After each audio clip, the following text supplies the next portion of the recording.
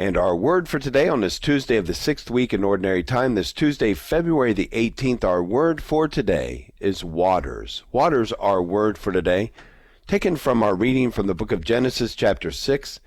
When the Lord God saw how great was man's wickedness on earth, and how no desire that his heart conceived was ever anything but evil, he regretted that he had made man on the earth, and his heart was grieved.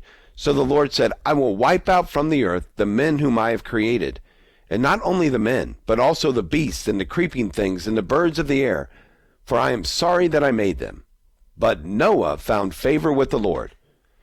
Now, let's stop right there. So the Lord God has determined that he is going to wipe out this entire group of people, and one among them, only one, Noah, found favor with the Lord. Thanks be to God for Noah. How much different would things be, of course, if Noah had not found favor with the Lord? Now think about how difficult that must have been for Noah, if he was the only one who was worthy in the eyes of God of continuance, and everyone else was going to be wiped out.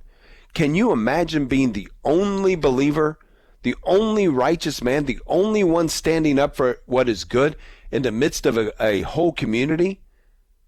The ridicule that he must have endured, the difficult time that he must have had defending his way of living, of being holy and righteous before the Lord God.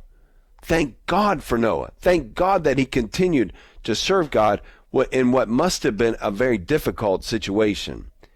Then the Lord said to Noah, Go into the ark, you and all your household, for you alone in this age have I found to be truly just. Of every clean animal, take with you 7 pairs, a male and its mate. I want to stop right there because that's probably the greatest revelation for most of us in this reading today.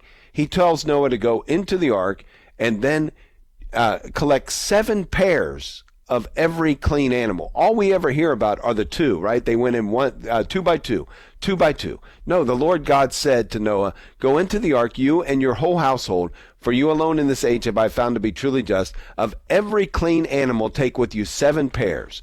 Now where the 2 come in is the unclean animals come in 1 pair at a time.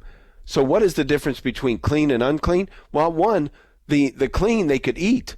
They had to have something to eat on the boat. And then secondly, the clean they could also sacrifice. So these were the animals that they could also have as the sacrifice during their journey and also for consumption, for eating. And so they go onto the boat, and then we see 7 days from then the rain began, and it wipes out everything on the face of the earth.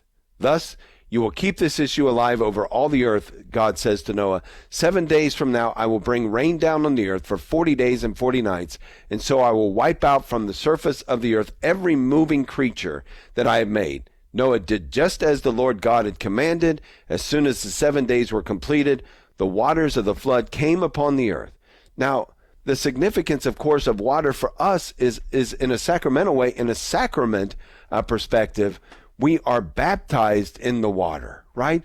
The water holds such a significant place in our lives. It is that cleansing, just as we see this flood come in the time of Noah, cleansing the earth, recreating. So we also enter, and we also have that water poured over us, that all of everything that is unclean is wiped away, and we are made new, just as in the time of Noah. Psalm 29, the voice of the Lord is over the waters, the Lord over vast waters.